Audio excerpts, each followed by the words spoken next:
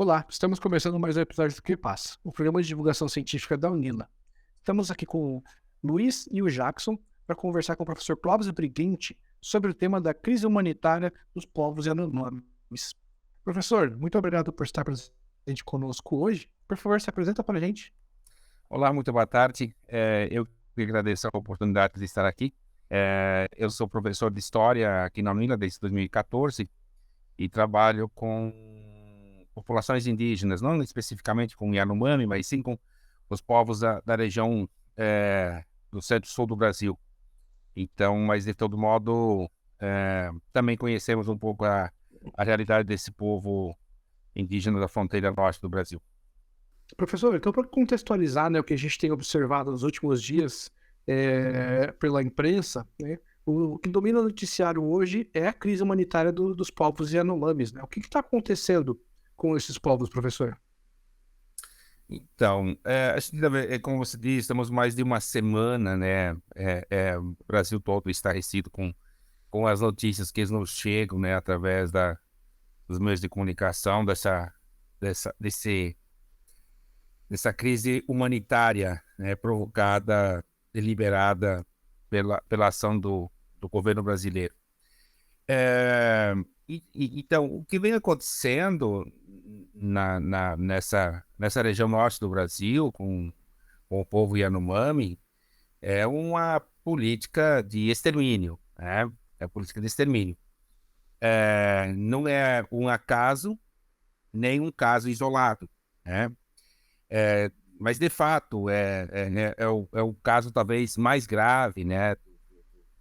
Dos acontecimentos dos últimos anos, com relação às populações indígenas, porque já são mais enfim, são notícias que chegam de mais de 500 mortes por desnutrição, embora esses números são sempre muito difíceis, né, de serem apurados, né, se suspeita que há muito mais do que isso, né, por conta da dificuldade de acesso e a própria prática dos Yanomami também de cremação dos corpos. Então, mas enfim, mas mesmo que não fosse 500, que fosse 100, que fosse 50, que fosse 10, já seria muito, né? Mas, de toda forma, são dados que carecem, né, de aprofundamento maior, né, para compreender a dimensão dessa tragédia humana. É, a gente, como eu falei, uma semana e meia vem recebendo, né, informações.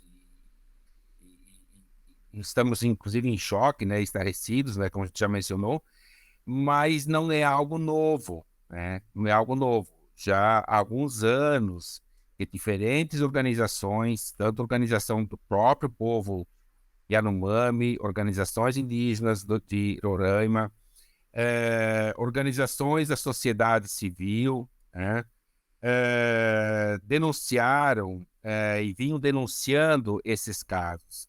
Para você ter uma ideia, nos últimos 4 anos, já foram 6 decisões judiciais em diversas instâncias do Poder Judiciário, cobrando medidas efetivas do governo federal. Teve uma medida cautelar da Comissão Interamericana de Direitos Humanos, cobrando do governo brasileiro medidas efetivas de proteção ao povo Yanomami. Ações civis públicas do Ministério Público Federal de Roraima, cobrando também ações do governo federal, né? Foram também provocadas audiências na Câmara e no Senado. No ano passado aconteceram 2 audiências públicas, né, em que foram denunciados esses casos e pedidos de intervenção tanto pelas organizações indígenas de Yanomami, né, como pelo Instituto Socioambiental, que pediram intervenções na FUNAI, na CESAI, para que o atendimento de fato fosse efetivado.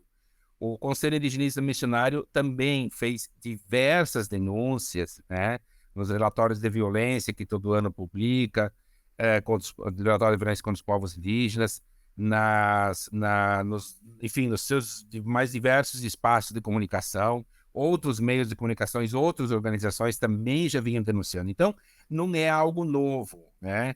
A novidade foi que agora ganhou uma repercussão nacional e internacional, né? E aí, para entender, né, esse contexto, eu acho que a sua pergunta vem nesse sentido, né, de como entender esse contexto, porque só agora, né, a gente toma conhecimento, e o que acontece naquela terra, que mais de 20 mil, 30 mil garimpeiros, né, não se tem o número exato de quantos garimpeiros estão cavando, revirando a terra, poluindo com mercúrio, estão instalados naquela terra. É importante que a gente volte alguns anos passado, não muitos anos não, algumas décadas é suficiente. Se a gente toma um recorte aí da partir de 1964, da ditadura militar brasileira, a gente vai encontrar diversos elementos que vão demonstrando que essa ação da presença de garimpeiros, da presença do garimpo, da presença da exploração das terras indígenas na região amazônica, foram ações deliberadas, né? Assim, um breve histórico, né? Breve histórico desse contexto. Portanto, dizer que em 1970 o governo militar criou um projeto, né? Projeto Radan, voltado para mapear os recursos naturais da Amazônia, né? Especialmente os minérios. E esse projeto ele descobriu grandes jazidas especialmente ouro e diamante nessa região, em outras regiões também, mas especialmente nessa região de Roraima, né? Imediatamente eles iniciam projetos para ocupação dessa região. Em 73 é iniciado o projeto da Perimetral Norte, uma rodovia de leste-oeste, né? Chamada BR-210, né? Que cortava os estados do Amapá, de Roraima, do Amazonas, né? Essa região norte do Brasil. Em 72 foi a vez da construção da Transamazônica, né? Mais famosa do que a Perimetral Norte, mas do mesmo contexto, uma mesma época. Ainda na década de 70 foi aberta a rodovia BR-174, né, que liga Manaus a Boa Vista, então de norte a sul do Brasil, né? E curiosamente na abertura todas essas rodovias, né, houve muitos massacres de indígenas, né? Inclusive na 174, né, cortou o território dos indígenas Lamiri-Atuari. O exército brasileiro foi utilizado para massacrar os Lamiri-Atuari.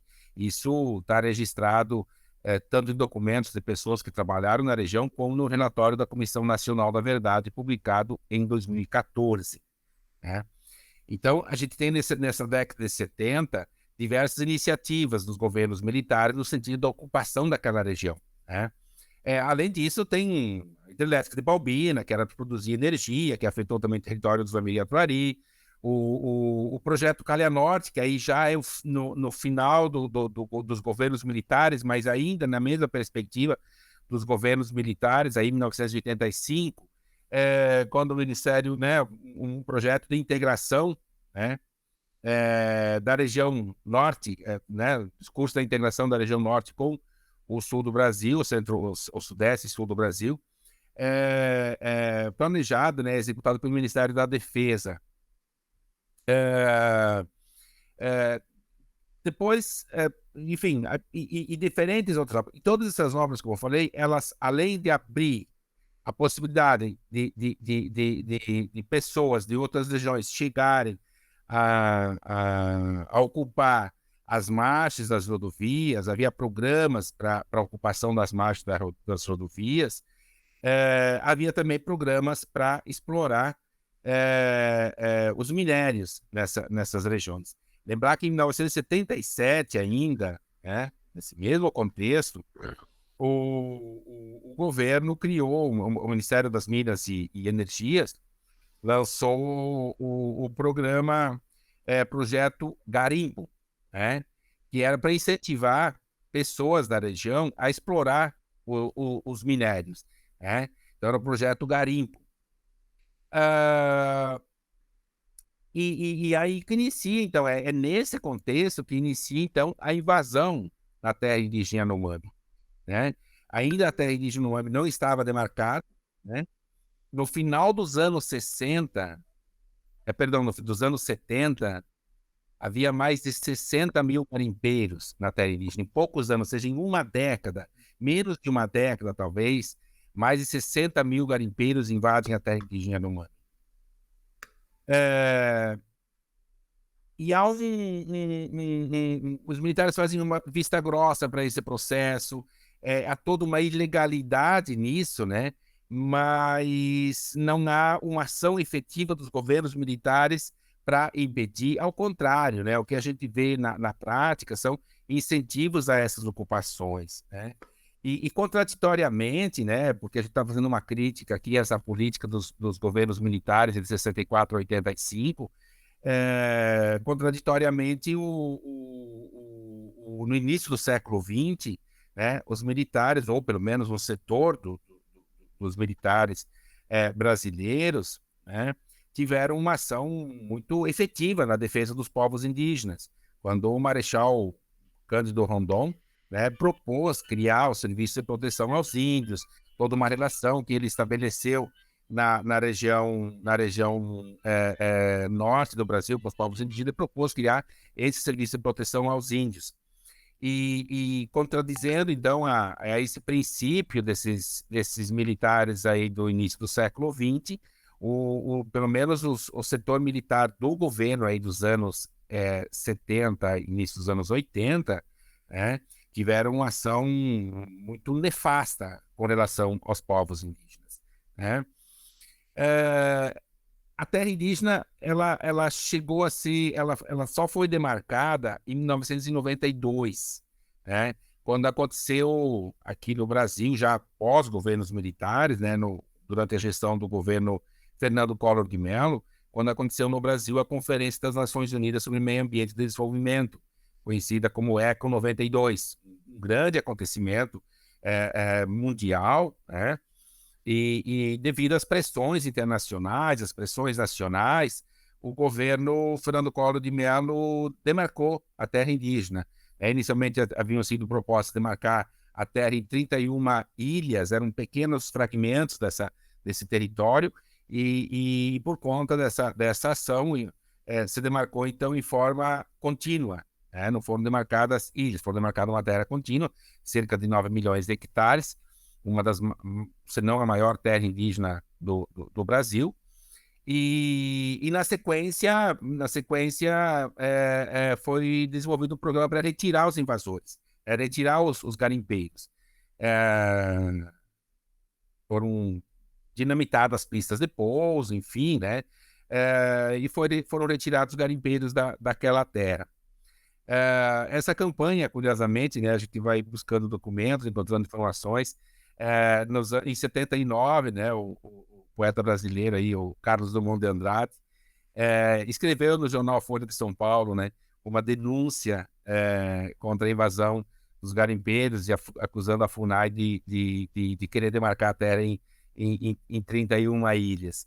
Então teve um empenho bastante grande assim de personagens do Brasil, né, de figuras importantes aí da cultura, da academia, do indigenismo, de vários espaços, né, que apoiaram a demarcação dessa área.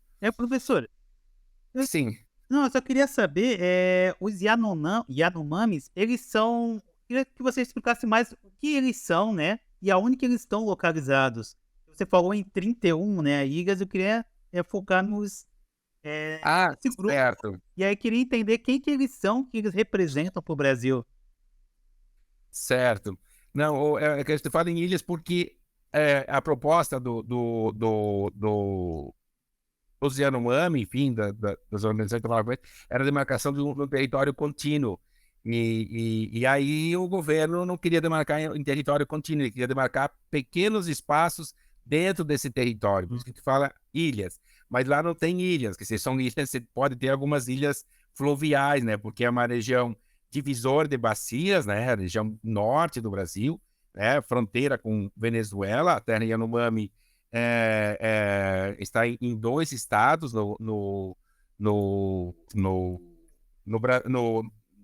Roraima e Amazonas, e, ela, né, em ambos os estados, faz fronteira com a Venezuela. E é um povo semelhante ao povo Guarani aqui da nossa região, que é povo transfronteiriço, ou seja, aqui os Guaranis estão presentes aqui na Argentina, no Paraguai, aqui no Brasil, na Bolívia, né? Então, um povo transfronteiriço. Da mesma forma, os Yanomami, que também são diferentes línguas, não é apenas uma língua. Como os Guarani também não são uma língua. A gente comumente chama de todos de Guarani, né? Mas há os Avá, os Kaiowá, os Imbiá, né? Os Paitaviterã, enfim, né? As diferentes línguas do Guarani. Os Yanomami também têm essas variações linguísticas, mas são conhecidos todos como Yanomami, né? São línguas dos Aruac, norte do Brasil, e também tem práticas assim porque a fronteira nacional ela não é algo que está, né, no horizonte territorial e da territorialidade desse povo. Então eles transitam também entre fronteira, embora as distâncias lá sejam consideravelmente mais distantes do que considerando aqui, comparando com o povo Guarani, né? Mas é essa região norte, né, do Brasil, na região fronteiriça com Venezuela. Eles são o maior grupo daquela região? É um dos maiores povos do Brasil. Atualmente no Brasil são pelo menos 30 mil pessoas, né, que se declaram como Yanomami. Na Venezuela se estima essa mesma quantidade de pessoas. Então, só do lado brasileiro, umas 30 mil. Eles na região amazônica ainda tem o povo Ticuna, que é um povo maior, né, numericamente, né, a quantidade de pessoas é maior do que os Yanomami. E aqui no sul do Brasil temos os Kaiowá, os Guarani, de maneira geral, mas se tomarmos só apenas os Kaiowá, né, o subgrupo linguístico Guarani, também maior que os Yanomami, e os próprios Caingangue, aqui da região sul do Brasil, também são maiores, mas sim é um dos maiores povos do Brasil, porque talvez dos 10 maiores povos, eles estão dentro dos 10 maiores povos, numericamente, né, falando, do Brasil. Então, sim, é um povo bastante expressivo numericamente, né? E vendo essa crise que está acontecendo agora, a gente pode já ver isso como um genocídio do governo anterior sobre essa situação? Sim, porque todas as características dessa crise, desse crime, eles se caracterizam dentro dos critérios definidos como genocídio. Se percebe, então, primeiro, uma ação deliberada, né? Como eu falei no início, não foi o acaso, né? É uma ação deliberada, é uma ação que ela impediu que os próprios agentes, né, os servidores do Estado, tanto da FUNAI como da CESAI, atuassem, agissem, né, salvando, né, ajudando, enfim, cumprindo com seu dever constitucional, né, que é na saúde e na defesa e proteção dessas populações, né. Então, entre os elementos que já estão sendo apurados demonstram isso, né? E não foi desenvolvido nenhuma ação de proteção a essa população diante de todas as denúncias formuladas, né? De todas as denúncias formuladas. A gente, claro, ainda estamos a poucos dias, né, da revelação, digamos, ou pelo menos que o Estado brasileiro tomou para si essa responsabilidade, né? Estamos a poucos dias desse acontecimento, né? E a gente espera que as investigações que já estão em andamento, elas consigam caracterizar o quadro de genocídio. Lembrando que no Brasil tivemos apenas um caso tipificado como genocídio, que foi um crime julgado como genocídio, que foi também com relação aos Yanomami. Foi o caso do massacre do Hashimu, em 1993, quando pelo menos 20 indígenas, mas não se tem a informação exata, foram massacrados pelos garimpeiros. Foi no processo também da expulsão dos garimpeiros, aí, como eu mencionei, no governo Collor de Mello, né, em que eles foram massacrados. Então, foi o único caso no Brasil de crime tipificado como genocídio, foi esse com relação aos Yanomami. Né? É, então, a gente não tinha as informações, ou seja, não chegavam as informações, e aí não tem como não fazer esse paralelo com os governos militares, porque os casos estavam acontecendo, estavam sendo denunciados, mas as informações não chegavam, havia um bloqueio de informações. Né? Não, o governo impedia que as informações chegassem, evitava que as informações chegassem. E curiosamente, né, quando a gente toma os casos dessa investida, né, econômica, política, social na Amazônia e nos governos militares, muitos casos semelhantes aconteceram, sem que ninguém tomasse conhecimento. Né? Recentemente foi publicado, no ano de 2017, publicado um livro de um jornalista, o Rubens Valente, em que ele traz uma série de relatos a partir de depoimentos de servidores da própria FUNAI, né? Estamos falando aí dos anos 70, a FUNAI já era um órgão indigenista, né? Criado para substituir o antigo Serviço de Proteção aos Índios em 1967, e esses servidores, eles relatam do que acontecia, né? Quando eles visitavam, ou relatos de outros agentes que visitavam terras indígenas sem nenhum cuidado com relação à saúde, né?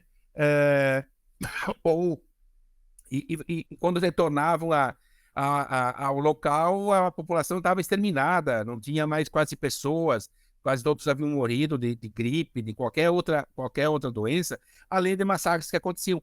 Então, a revelação desses casos aconteceu agora.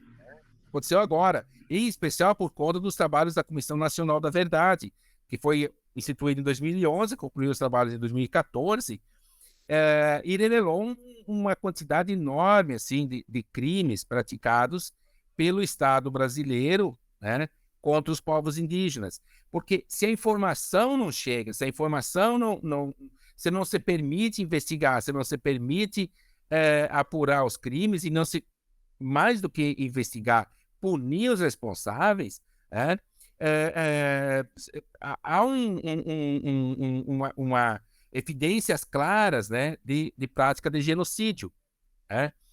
Professor, Então, agora está sendo revelado, a gente espera que sim, que esses casos possam ser de fato apurados e sim, os responsáveis sejam punidos. professor, eu queria aproveitar essa sua fala. O senhor falou da relação com os garimpeiros, né? Além dessa violência, né?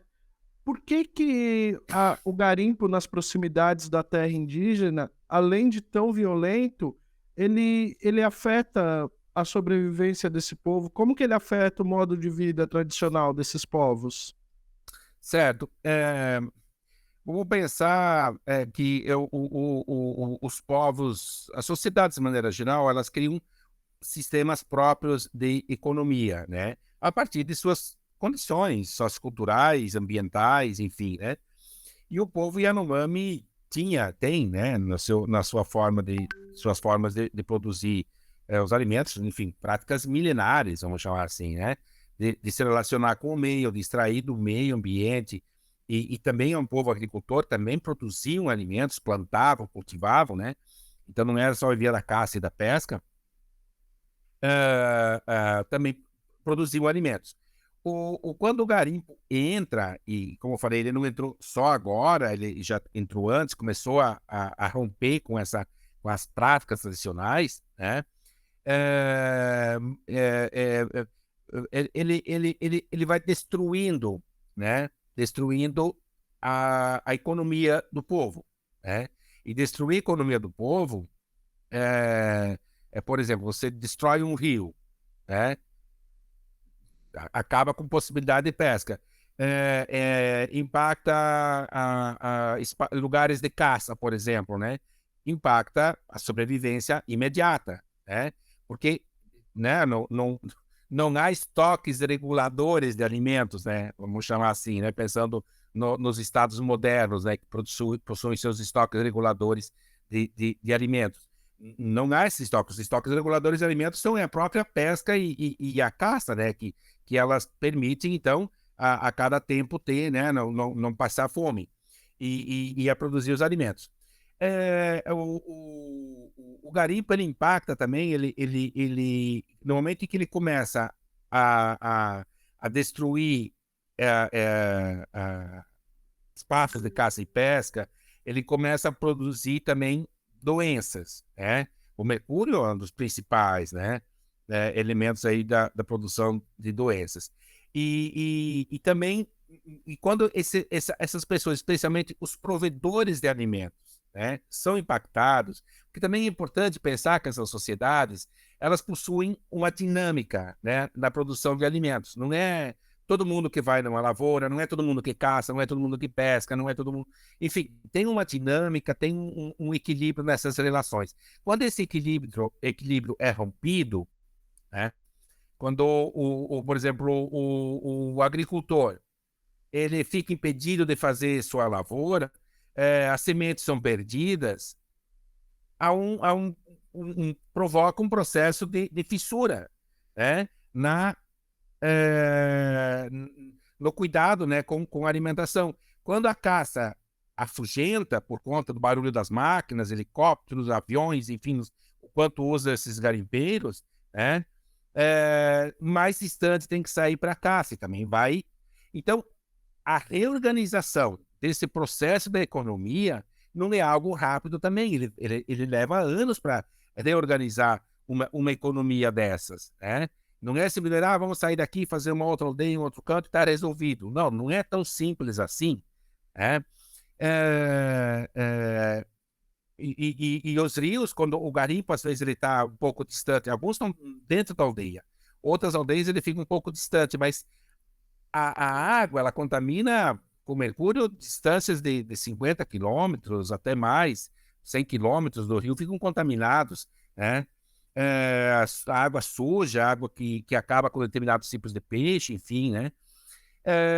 Então, isso vai gerando todo um desequilíbrio, e agora, na medida que a doença vai aumentando, né? Também vai gerando mais dificuldade de produzir, né, de prover os alimentos, né? De prover os alimentos. Há outras situações, por exemplo, de coação, de ameaças, né, em que as pessoas ficam inibidas de sair, fazer determinada atividade que praticava antes, né?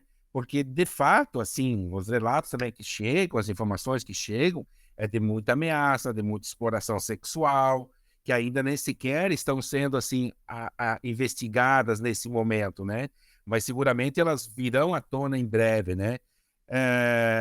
Indígenas que são coagidos, são forçados a permitir o garimpo, e muitos que são levados, forçados a trabalhar também no garimpo, tanto que profissionais aí da CESAI denunciaram que eles mesmos foram coagidos a, por exemplo, vacinar garimpeiros em vez de vacinar os indígenas contra a Covid, né?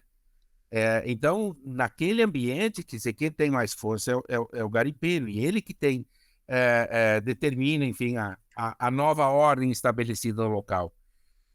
E aí uma questão importante também, nesses apoios que vem sendo dado a esse povo agora, a gente viu várias campanhas aí de ajudar com alimentos, também é importante pensar um pouco nos tipos de alimentos, né? Porque, no geral, para nós, assim, são os alimentos não perecíveis, é o arroz, o feijão, o macarrão, o óleo, enfim, um fubá, um trigo, e nem sempre são os alimentos consumidos por esse povo. Então, nesse caso, a gente espera, pelo menos, né, que os órgãos aí federais, né, que agora estão atendendo essa população, têm também um olhar atento a essa questão dos alimentos, né? Porque os Yanomami também é um povo de recente contato, eles têm cerca de 50 anos, um pouco mais de contato. Algumas pessoas mais idosas nasceram em épocas que sequer conheciam a existência de não indígenas, né? Então ainda vivem, e quando eu falo da questão da economia, não quero dizer que é uma economia frágil, não. Qualquer economia, por exemplo, por exemplo, se nós tivermos 2 anos, e o caso dos Yanomami são 4 anos já, se não mais, porque a partir de 2016 que voltou essa invasão gigantesca de garimpeiros, mas 4 anos de uma seca forte, né, na nossa região, que seja no sul do Brasil, que seja ou enchentes, ou que destroem a produção agrícola, que destrói. Nós também vamos padecer com falta de alimentos, embora, claro, a gente, né, nossa economia toda conectada com outros países, né, importação, exportação de alimentos, isso tem toda uma cadeia de sobrevivência. Mas se pensarmos, né, se a nossa situação aqui, tomando o sul do Brasil, o estado do Paraná, né, 4 anos de seca que não se produz alimentos, o que seria da nossa economia, dos nossos alimentos? Teríamos que pensar totalmente e seguramente iríamos sofrer muito se não fosse a possibilidade de importar ou exportar alimentos, né? Então, acho que é um pouco essa questão, porque, no geral, a gente pensa que os povos indígenas basta mudar para outro lugar, que vai ter caça em abundância, vai ter pesca em abundância e está resolvido. Não. Curiosamente, aqui em Foz do Iguaçu, 1620, quando iniciaram os contatos com os Guarani, aqui na região das Cataratas, os jesuítas iniciaram os contatos para formar uma redução, né, a redução de Santa Maria. Eles fizeram a primeira visita, os Guarani não aceitaram, depois fizeram uma segunda visita, os Guarani também não aceitaram, mas receberam eles, né, mas não aceitaram a redução. Na terceira visita, segundo o relato dos padres, os Guarani aceitaram, então, a redução, mas os Guarani estavam todos doentes, né? Estavam todos doentes, eles já não estavam mais conseguindo produzir o alimento, tinham sido atingidos por uma epidemia de gripe, né? Seguramente os padres, na segunda visita, contaminaram essa população, a população ficou enfraquecida, não conseguia mais produzir alimentos e não teve outra alternativa senão se socorrer aos padres. Então, são situações, são informações históricas, né, que nos ajudam também a pensar esses contextos do presente, né, e pensar essas economias desses povos. Professor, você está explicando para a gente, né, essas diversas dimensões que atingem, né, esse contato com a mineração e com esses povos Yanomamis, né? Então, atingir de diferentes formas esses povos, né? Então, tanto a mineração, que é o que está sendo posto agora no caso Yanomami, mas tem a expansão do agronegócio, tem a crescente urbanização, né? Uma série de outros fatores que influenciam as comunidades indígenas do país afora, né? Além dos Yanomamis, que estão nessa crise mais aguda, né? Se a gente pode colocar assim, tem outros povos que também estão nessa matriz vermelha de alerta. Muito bem. Você tocou numa questão muito importante. Antes de falar de outros povos, eu queria só voltar muito brevemente a um aspecto mencionado, que é essa cadeia, né, de relações que sustenta o garimpeiro. Porque, no geral, a tendência, e até hoje, pelo menos, o que nós vimos assim, nos meios de comunicação, falando do garimpeiro. Quem é o garimpeiro? Aquele que está lá no meio no garimpo, né? Extraindo ouro, né? Geralmente pessoas pobres, pessoas que vão na esperança de ganhar algum dinheiro. Mas poucos meios de comunicação tocaram num tema importante. Quem são os financiadores desses garimpeiros? Quem são os donos das aeronaves? Quem são os donos dos tratores que são levados para essa região? Quem financia? Quais são os bancos que financiam essas empresas? Quais são os deputados que financiam e que são donos desses garimpos? Não estou nem falando de apoio, estou falando de serem os donos, serem os sócios, né? Quais são os senadores que são sócios desses garimpos, né? Porque se a gente não tomar o tema mais amplamente, né, e só atacar o garimpeiro e só expulsar o garimpeiro de lá, amanhã ou depois eles vão retornar àquela terra, porque o gerador, né, o fomentador, o financiador dessa prática ilícita, ilegal, ele continua. Né? Então é importante a gente perceber que tem uma cadeia de sustentação econômica por trás, né? E que são, de fato, quem lucra. O garimpeiro, a gente, seguramente, a gente já assistiu muitos documentários e filmes sobre garimpo Serra Pelada, no Pará e outros tantos, né? O garimpeiro é o que menos ganha, né, com o garimpo, né? No geral, são os donos, né? São os donos, e que aí envolve, então, empresas, seguramente empresas de capital internacional também, né? Que estão lucrando com esse garimpo. E também é importante, né, a gente olhar para onde vai esse ouro, para onde vai esse ouro, né? Quando, quando eu vejo pessoas consumindo carne folhada a ouro, né?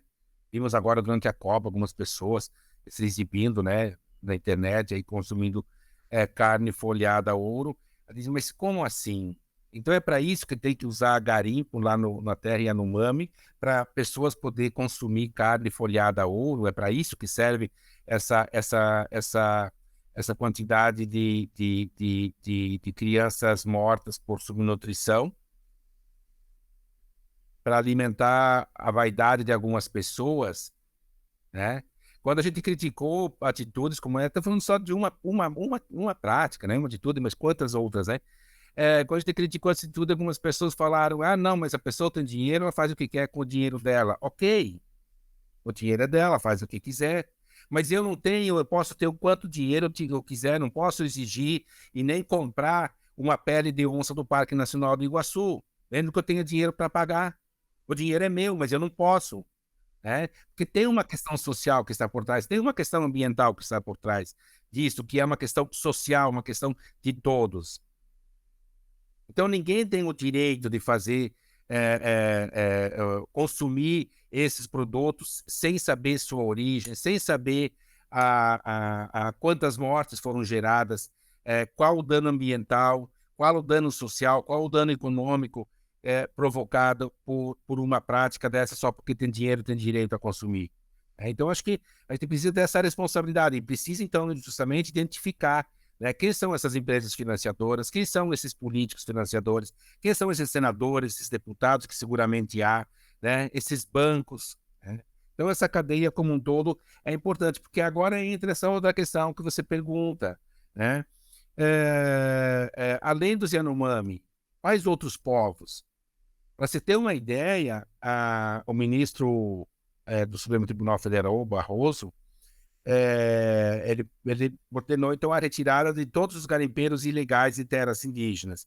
Então, além da terra Yanomami, tem na terra Caripuna e lá de Rondônia, do povo, lá também na terra do povo Uruê-Uauau, de Rondônia também, dos povos Caiapó, Munduruku,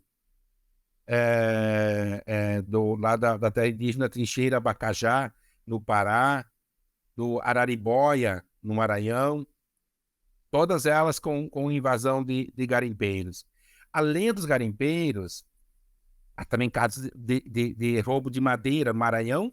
Essa semana foram pelo menos 3 indígenas assassinados. Cada semana são 2, 3, 4 indígenas assassinados no Maranhão por conta dos conflitos com madeireiros, né? Os madeireiros entram nas terras indígenas roubando madeira, os indígenas reagem, ou mesmo que não reajam com enfrentamento, mas para mantê-los calados a casos de assassinatos. Nos últimos anos também, o governo não investiu nenhum centavo na produção de alimentos ou práticas produtivas, geração de renda nas terras indígenas, mas incentivou o arrendamento das terras, uma prática também ilegal. Em diferentes regiões do Brasil, mas especialmente na nossa região sul, Mato Grosso do Sul, em que essa prática de arrendamento, essa conexão, do agronegócio com as comunidades indígenas, uma forçação, porque se não há alternativa de sobrevivência, muitos povos são forçados, são levados a essas práticas. E lembrar que na terra indígena Serrinha, no Rio Grande do Sul, do povo Caingangue, recentemente ocorreram 2 assassinatos e há pouco tempo atrás ocorreram outros assassinatos, o resultado dessa prática ilegal do arrendamento de terras. E o arrendamento também é uma prática nociva, porque ele é produção de produtos, de commodities, de soja e milho, para exportação, em que os indígenas recebem uma pequena parcela da produção, e além de ser produtos transgênicos, também o uso intensivo de venenos. Então, nesses últimos 6 anos, pelo menos, não houve política indigenista no Brasil. Não houve política indigenista no Brasil. E o ex-presidente, antes mesmo de assumir, ele já havia declarado, que ele não ia demarcar 1 centímetro a mais. Depois ele corrigiu, ele disse, não é 1 centímetro, é 1 milímetro a mais de terra. Não vou. E de fato ele cumpriu com isso. Não demarcou nem 1 centímetro, nem 1 milímetro de terra. Mas esse não demarcar a terra não significa apenas não demarcar a terra aos povos. Significa não apoiar os povos, não criar políticas, não incentivar, como eu falei, a produção agrícola ou qualquer outro tipo de produção, deixá-los numa situação em que eles se obrigam, levá-los a negociar suas terras ou abrir suas terras para o garimpo, enfim, e gerar conflitos. Aqui no Paraná, aqui na nossa região, os conflitos por terra são bastante intensos, especialmente nessa região de Guaíra. Semana passada, um indígena foi espancado, um senhor, prezador, líder religioso, um xamã, foi espancado, e os Guarani denunciaram, enfim, denunciam, mas dificilmente esses temas são investigados, são punidos, por conta da questão fundiária, por conta da questão da terra, que as terras não foram demarcadas, está todo o processo tudo paralisado. Há 6 anos não há um movimento no sentido de regularização desses casos. Então, há um contexto todo, no Brasil como um todo. Aqui na região sul não há garimpo, mas há práticas de arrendamento, que também é ilegal, há ameaças a lideranças, aconteceram alguns assassinatos também, aqui em Diamante do Oeste, na terra Guarani aconteceu assassinato, aqui em Guaíra aconteceu assassinato. Então é um conjunto de ações em que elas precisam ser revistas, ou seja, precisa que seja criada a política indígena. A gente espera, pelo menos, que no atual governo, aqui uma criação do Ministério dos Povos Indígenas e com uma indígena da Fundação Nacional do Índio, esse cenário possa ser alterado. Mas a gente sabe que não é um governo ou um ministério ou um indígena FUNAI que automaticamente se resolve, porque essa equação, de desequilíbrio que há entre as forças do capital que desejam a exploração desses territórios e a resistência dos povos, há um desequilíbrio gigantesco, há um desequilíbrio de forças. Então, esse desequilíbrio, que bom que agora o Estado está se postando, com uma outra iniciativa de defesa, mas mesmo assim, o agronegócio tem muita força política, econômica, né? As empresas mineradoras têm muita força. Não vai, eles têm ainda uma bancada no Congresso Nacional extremamente grande, né? Então não vai ser fácil também para os povos indígenas, nesses anos, conseguir fazer com que a Constituição Federal seja executada e seja cumprida como deve ser, né? Os protocolos de contato mudaram, né? Porque o senhor falou que os guaranis são de um povo de contato tardio. Houveram outros contatos, os guaranis não, os povos Yanomamis. Houveram outros contatos depois dos Yanomamis? E esses protocolos mudaram ou ainda são os mesmos protocolos de contato? Como que funciona essa coisa dos protocolos de contato? Muito bem. Então, sobre essa questão dos protocolos. No início do século XX, quando foi criada, eu gosto de contar a história, porque é difícil de falar do presente sem contar um pouco os contextos. Quando foi criado o Serviço de Proteção aos Índios, em 1910, a principal tarefa do serviço era a tal da pacificação. E aí eles saíam entrando em contato com indígenas aqui e acolá, e aldeando eles, né? Pacificar era confinar eles num pequeno espaço de terra e liberar o restante do latifúndio. Essa era a tal da pacificação, né? Não era o serviço de apoio aos indígenas, era confiná-los e liberar a terra para o latifúndio. E eles o faziam sem critério algum, né? Então, assim, vários casos que se tem notícias assim que faziam o contato, pouco tempo depois, 40%, 50% da população era exterminada. E isso perpassou o século XX como um todo. Os anos 70, esse caso que eu mencionei da Amazônia, que o Rubens Valente fez o livro Fuzis e as Flechas, muitos casos assim, o pessoal ia sem cuidado algum, né? E como eles e o contato era forçado, era obrigatório, tinha que fazer contato, né? Essa era a determinação do Estado, tinha que fazer contato. Tinha que aldear porque precisava liberar as terras para o agricultor ter a tranquilidade, o fazendeiro, enfim, ter a tranquilidade de usar. As últimas 2 décadas, aí nos anos 90, teve muitos debates sobre isso. Depois da Constituição Federal de 88, muitos debates sobre isso, como fazer, e aconteceram contatos, sim, depois dos Yanomami, né? Vários povos foram contatados depois, na região amazônica.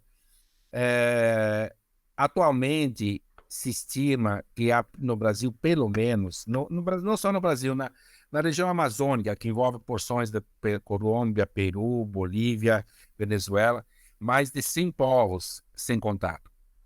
São os tal de povos isolados ou considerados também em isolamento voluntário. Então,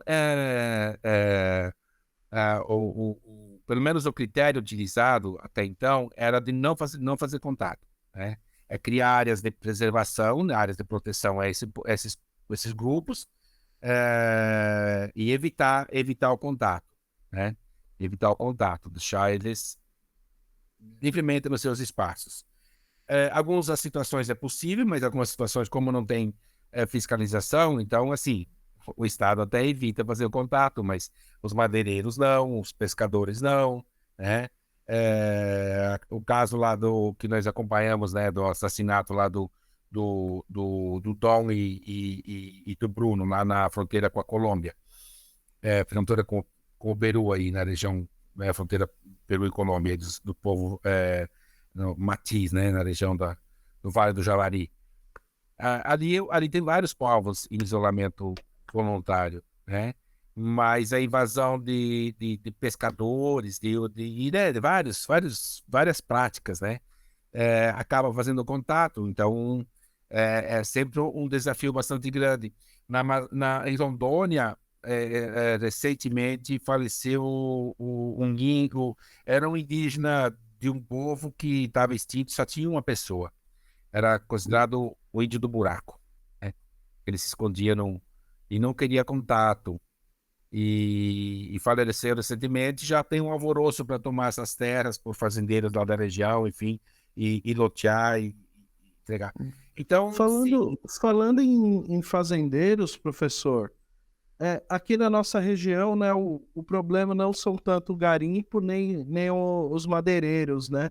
Como que está a situação das comunidades indígenas aqui na nossa região sul? Então, aqui no sul do Brasil, de fato, tem situações ainda, tem o arrendamento, as terras demarcadas, quase todas elas estão com práticas de arrendamento, né? É uma prática, como eu falei, bastante nociva aos indígenas e, ao mesmo tempo, primeiro, por produzir commodities, né? Não é produzir alimentos, né? E utilizar grande quantidade de químicos, né? Seja veneno, ou mesmo adubação, enfim, né? E os indígenas acabam ficando com uma parcela baixa aí, né, da produção. Mas aí tem tudo bem, né? A questão da quantidade de produtos, né, do percentual. Mas isso as terras que são demarcadas. Mas tem muitas terras que não estão demarcadas, né? E mesmo as terras demarcadas são frações mínimas. Nós estamos falando de Yanomami com 9 milhões de hectares. A maior terra aqui no sul do Brasil é uma no Rio Grande do Sul com 23 mil hectares, sendo que 30, 40% dela é mata nativa, né? Mas senão ela gira em torno de 3, 4 mil hectares. Aqui no oeste do Paraná, na região aqui de Santa Helena, Itaipulândia, Diamantes do Oeste, São Miguel do Iguaçu, são 10 comunidades Guarani. Dá em torno de 2 mil pessoas e eles têm terras demarcadas de que 2 mil hectares, ou seja, dá 1 hectare por pessoa, mais ou menos, né? Uma aproximação aí. Não tem condições de sobreviver da agricultura. No máximo, as comunidades que têm terra demarcada conseguem produzir algum alimento como mandioca, batata, milho, cana, alguma melancia, algumas verduras, como um complemento, mas não tem como sobreviver, né? Se submetem, então, às condições de trabalhar no frigorífico, de trabalhar para agricultores vizinhos, a região de Guaíra e Terra Roxa da mesma forma, né? Também a terra não está demarcada. Então, também eles são obrigados a sobreviver dessa forma. Ou os que não conseguem trabalhar fora, não conseguem serviço, ficam na dependência de algumas cestas de alimento, alguns locais é uma produção de algum artesanato, mas sempre em frações mínimas, né?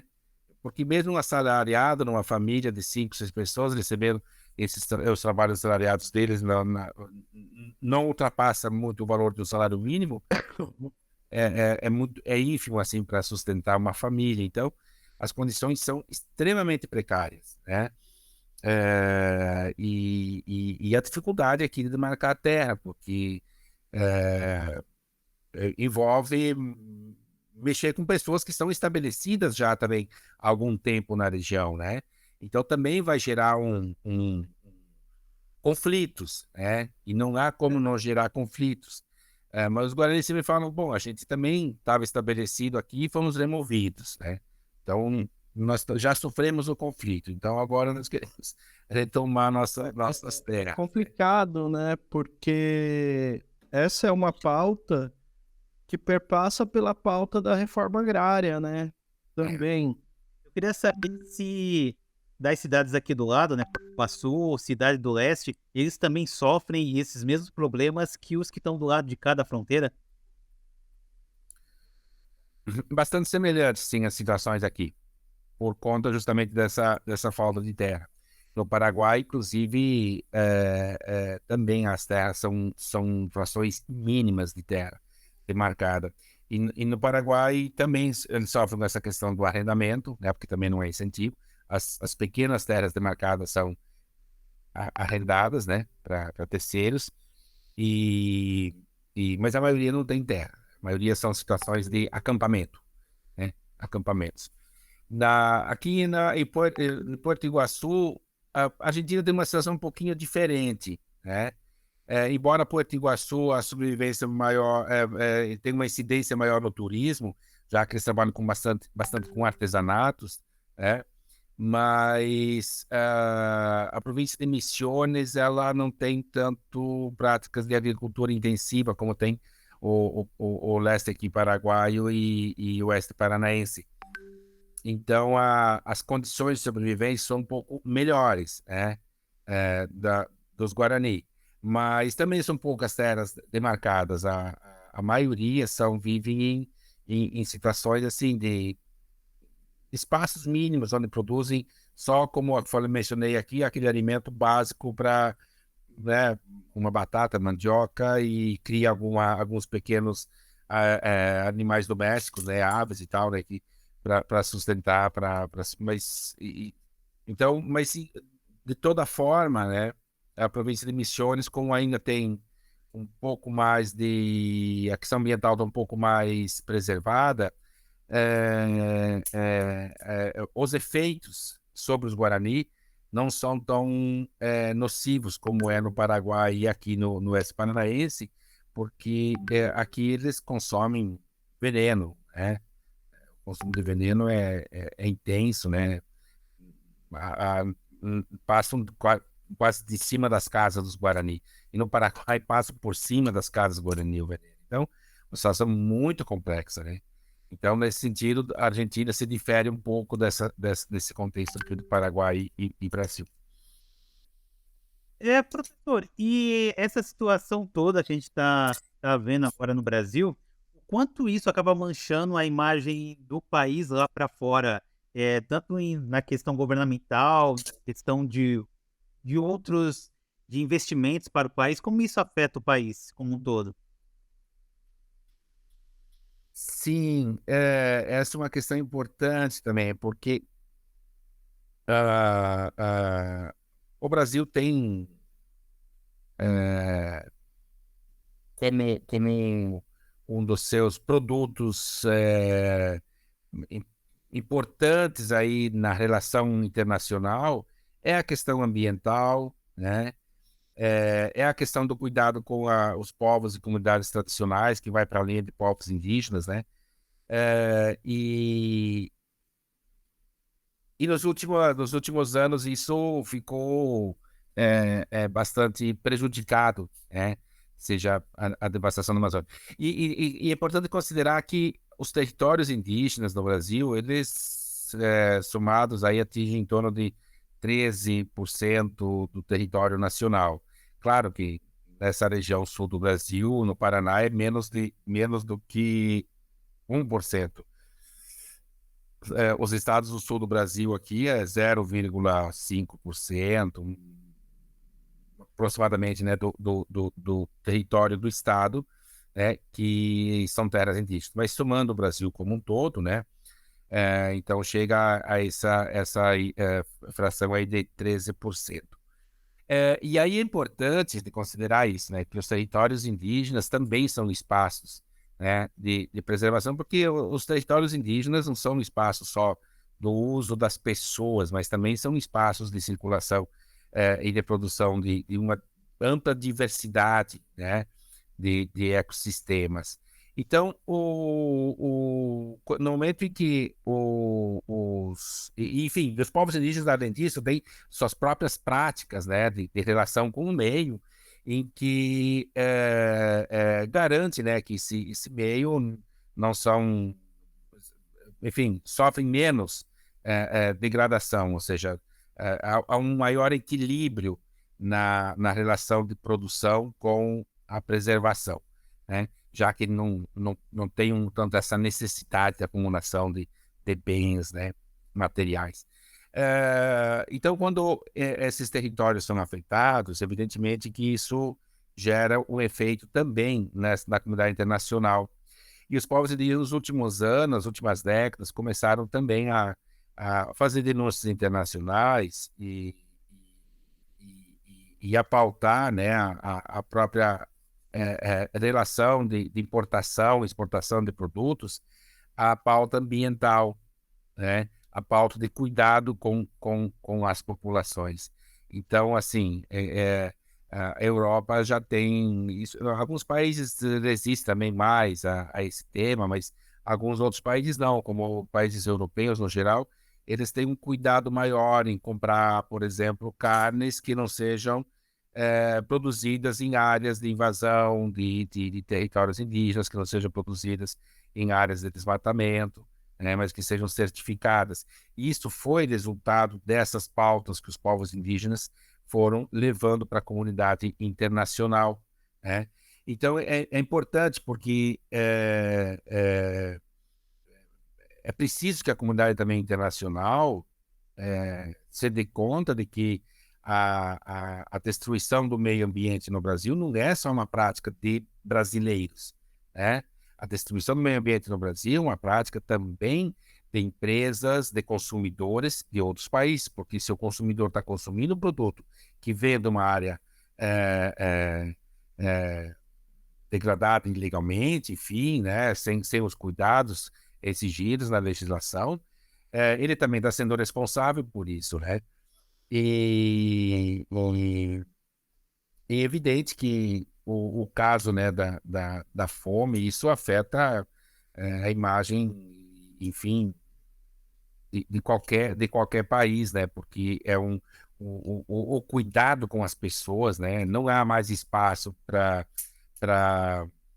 tolerar esse tipo de postura que o Brasil teve com relação a esse povo, né? Então, eu creio que a gente, né, o que eu tenho acompanhado pelos meios de comunicação e o que vem acompanhando, né, pela repercussão internacional, é de uma sensibilização, né, da comunidade internacional com os povos indígenas e de condenar, né, essas práticas genocidas. Já como eu falei, não tem mais espaço para tolerância dessas práticas. Então, a gente espera que, de fato, a comunidade internacional também, né, esteja muito atenta ao que vem acontecendo aqui com os povos indígenas e possa também se posicionar cada vez com mais firmeza, né? Porque assim a gente espera também de outros países, né? Que eles também cumpram com as determinações ambientais, respeitem suas populações, né? Sejam populações tradicionais, sejam outras populações, mas que haja esse equilíbrio, né? E eu acho que isso é um dever como humanos, para além de uma nacionalidade, né? Professor, e qual que é o papel das universidades, e o que elas podem fazer perante essa crise humanitária? Então, eu acho que as universidades têm um papel fundamental, né? Acho que tem um papel fundamental, assim, a gente, primeiro, eu acho que tomando o tripé das universidades, a pesquisa, o ensino e a extensão, né? É, é, eu acho que no ensino a gente tem talvez negligenciado um pouco alguns fatores, alguns elementos que eles precisam, alguns conteúdos, né, que precisam ingressar na sala de aula, né?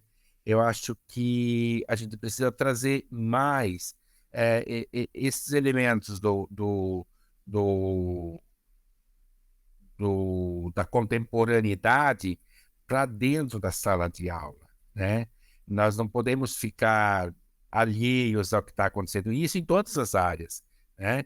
Não podemos formar um engenheiro, um historiador, um médico, um antropólogo, ou sei lá, um músico que esteja alheio, né, aos acontecimentos do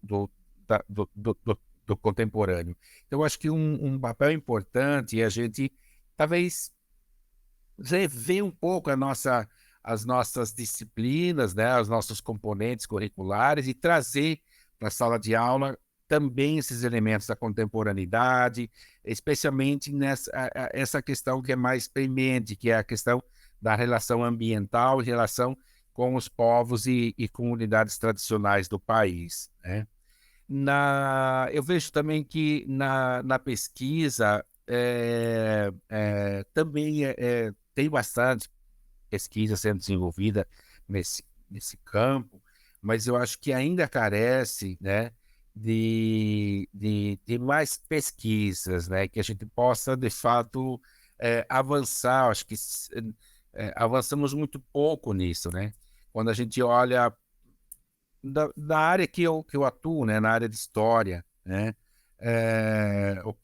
dos anos 60, dos anos 70 do século passado para agora, houve sim, um avanço significativo, né, na qualidade no conteúdo das pesquisas, mas ainda carecemos avançar mais, né? Eu acho que a gente tem ainda um campo de uma relação entre a pesquisa e a extensão que elas podem caminhar mais próximas, né?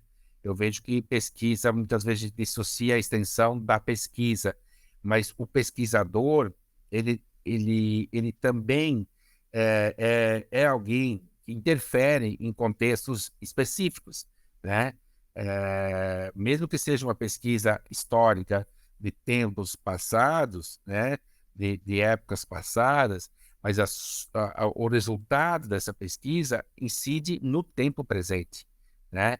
Então, e a extensão, né, por excelência, né, essa relação com a comunidade, né, com a comunidade e do tempo presente. Então, eu percebo que a pesquisa e a extensão muitas vezes ficam dissociadas e elas precisam, no meu ponto de vista, que estejam mais próximas, que elas caminhem mais próximas, que elas sejam complementares, né? Então, acho que daí a universidade pode cumprir um papel mais importante do que vem cumprindo hoje, né? De contribuir com a, a, o, a começar pelo nível de informação, né? O nível de informação, de posicionar-se, né? De posicionar-se. Eu acho que a gente vive uma crise de informações, mas eu não vou nem chamar verdadeiras, porque a verdade é sempre muito relativa, mas informações fundamentadas, né? Acho que precisa de informações fundamentadas, informações baseadas em fatos, em narrativas mais consistentes, né? Então, acho que aqui entra o papel da universidade em ajudar a contribuir com esse tema. E na temática indígena, eu vejo também assim, que até pouco tempo atrás ainda, as universidades estavam muito preocupadas com os indígenas verdadeiros, né? Aquela ideia, entre aspas, né? Indígena verdadeiro. E isso foi se alterando, né? Hoje a gente percebe que há uma compreensão maior de quem são os indígenas, do, do, do, do que significa ser indígena, né? E então se avançou bastante nesse campo. Algumas regiões do Brasil há, de fato, assim, diferentes pesquisadores atuando, diferentes universidades, diferentes trabalhos se desenvolvendo, em especial, por exemplo, a gente tomar o caso do Parque Nacional do Xingu, no Mato Grosso. Há um capital de universidades, de pesquisadores que atuam ali, né? Outras regiões, como a do Yanomami, não, né? Seja pela distância, seja pelas ameaças do garimpo, seja por outros fatores, mas há menor incidência de pesquisa. Então, quem sabe a gente também possa estabelecendo essas relações com esses povos, né? E também contribuir com pesquisas que sejam de fato pesquisas que contribuam com essas sociedades, né? Que não sejam só pesquisas para alimentar as nossas bibliotecas, os nossos egos, mas que sejam também pesquisas que se voltam para contribuir com as condições de vida mesmo dessas populações. Fechamos. Professor, muito obrigado. Professor Clóvis, obrigado pela sua presença no Que Passa. É sempre bom conversar com o senhor, ainda mais sobre uns temas tão importantes quanto esses. E queria também agradecer você que está assistindo, pedir para você não esquecer de deixar o seu like, de se inscrever no canal e ativar o sininho das notificações. Queria pedir para você que está assistindo, não se esquecer de se inscrever no canal, deixar o seu like, ativar o sininho das notificações. E se quiser, deixar suas perguntas aqui na caixa de diálogo aqui embaixo, que serão respondidas assim que possível. Obrigado e até a próxima semana.